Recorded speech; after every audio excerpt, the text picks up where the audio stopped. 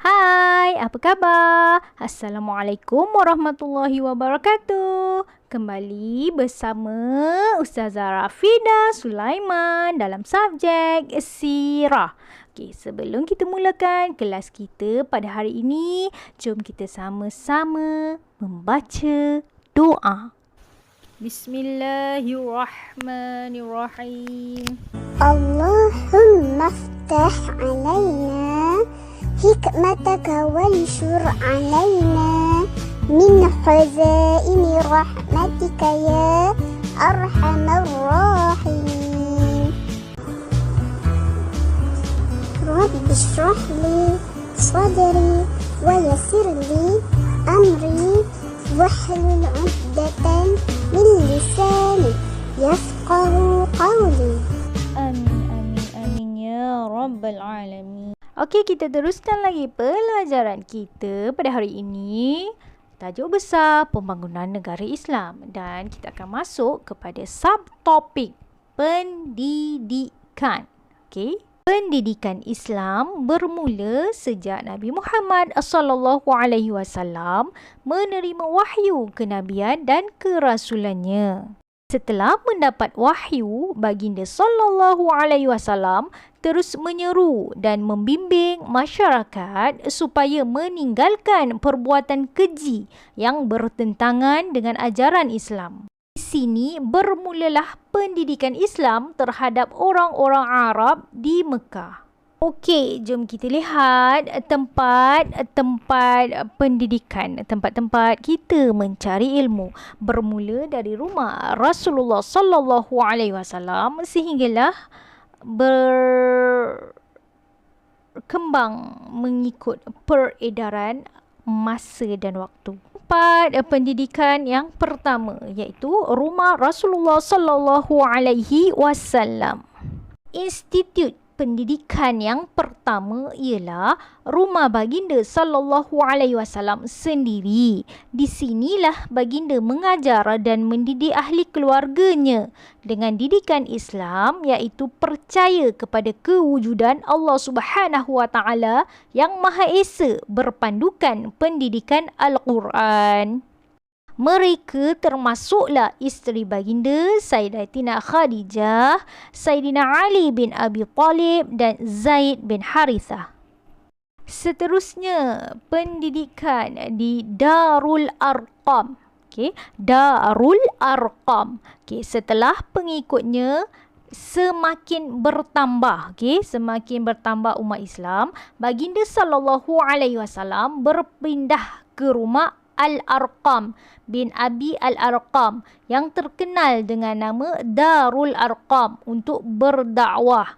Di sinilah Nabi Muhammad sallallahu alaihi wasallam mengajar Al-Quran dan perkara-perkara lain yang berkaitan dengan Islam. Nabi sallallahu alaihi wasallam merupakan guru pendidik yang terulung dalam sejarah Islam. Seterusnya, pendidikan di masjid.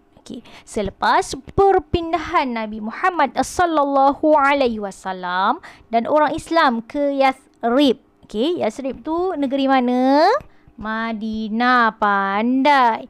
Baginda sallallahu alaihi wasallam telah membina dua buah masjid, iaitu Masjid Quba dan Masjidin Nabawi. Serentak dengan itu, nama Yathrib telah ditukar kepada Madinah.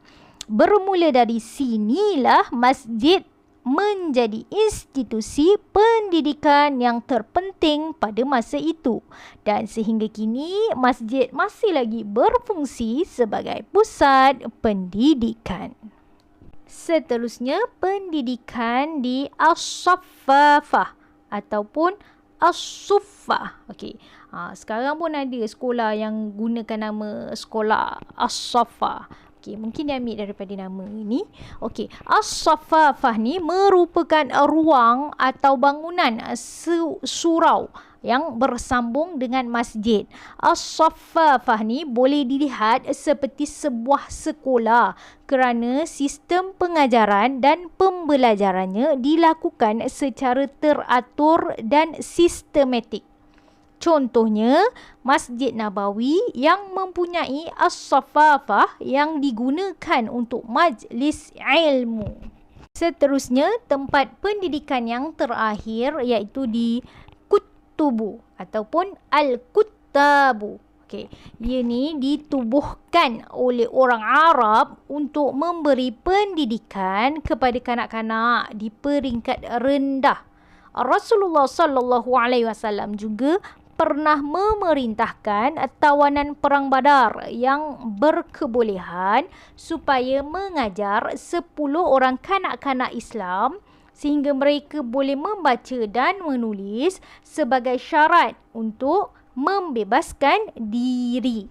Okey, itu sahaja kupasan untuk minggu ini tentang pembangunan negara Islam dalam bidang pendidikan. Okey, kita akan sambung lagi pelajaran yang seterusnya di episod akan datang.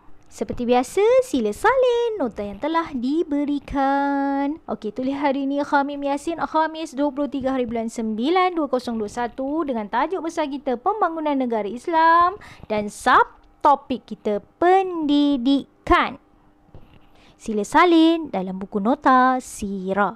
Sesiapa yang menempuh satu jalan kerana mencari ilmu, maka Allah akan memudahkan baginya jalan ke syurga. Hadis riwayat Muslim. Okey kelas, syukran jazilan. Jumpa lagi di pertemuan yang akan datang, insya-Allah.